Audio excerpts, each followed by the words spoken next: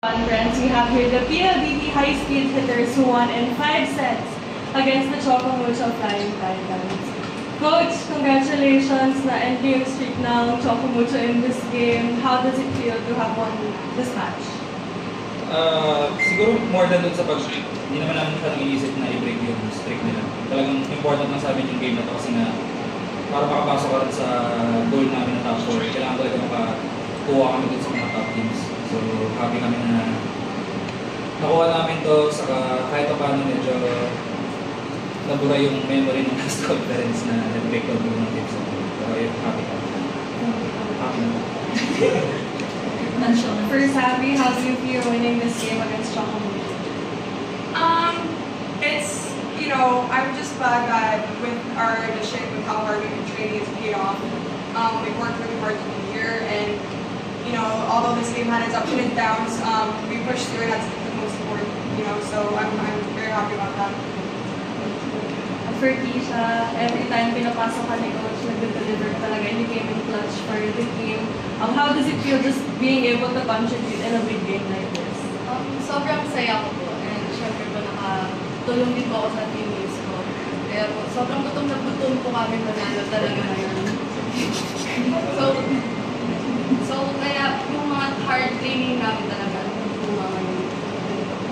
Thank you. And for Cap, our best player of the game, he had 22 excellent hands and 8 points sa game na to. Ano lang siguro yung naging motivation mo coming into this match and getting the win? Sa akin naman, tulad nga sinabi ni Indisa, grabe yung sakripisyo namin sa training. Yung hirap, yung pagod, talagang kailangan may mapuntahan yun. So yun talaga yung naging motivation. Charles, open for question. Yung first game mo against Mars, and parehas kayo maraming lethal at towers. Paano mo lang i-utilize yung talent ng team na meron ka? Tiwala talaga eh. Sa kahit sino ipasok ni Coach. Tiwala talaga buo. Hindi pwedeng parang tagiliit yung tiwala mo sa bawat isa. Yun talaga. Yun talaga mag-umpisa yun. Coach, nabamit mo ako yung previous game nila sa Reds with Chocomucho.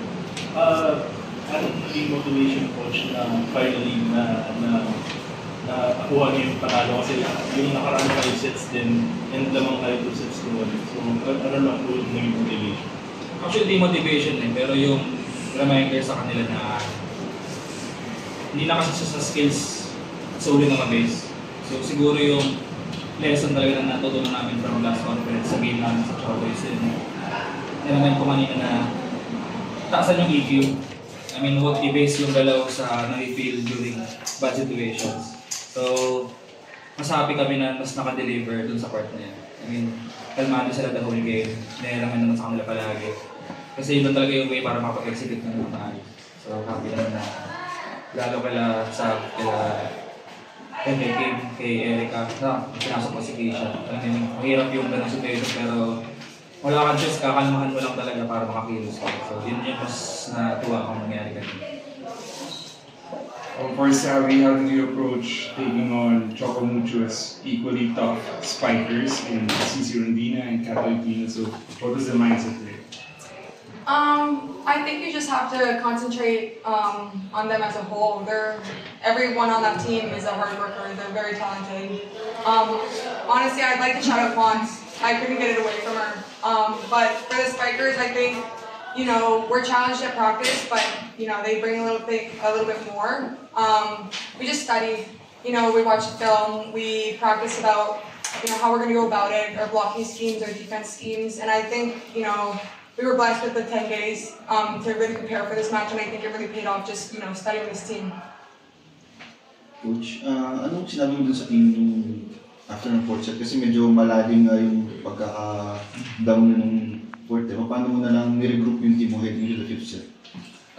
Sinimulan namin na actually, di ba nung padulo ng 5th set, nilalabas ko na sila isa-isa para lang mas mahaba yung recovery. Pero wala naman extra reminders eh. Talagang yung match-up, inayos lang namin. Tapos yung pag-remind lang talaga sa kanila na ito yung situation na binabanggit kanina before game na mahirap. Na kailangan mas mangibabaw na, level lang kami. Kalmado lang dapat. So sana naalala nila nakatulong. Pero, ayun, okay naman siguro. Coach, ano lang masabi niyo sa tapang na pinakita ni Kisha kahit isa siya sa pinakabata sa liga nung 5th set nag-deliver din siya? Hindi naman din tayo kumukuha ng like basta-basta lang ng off-season.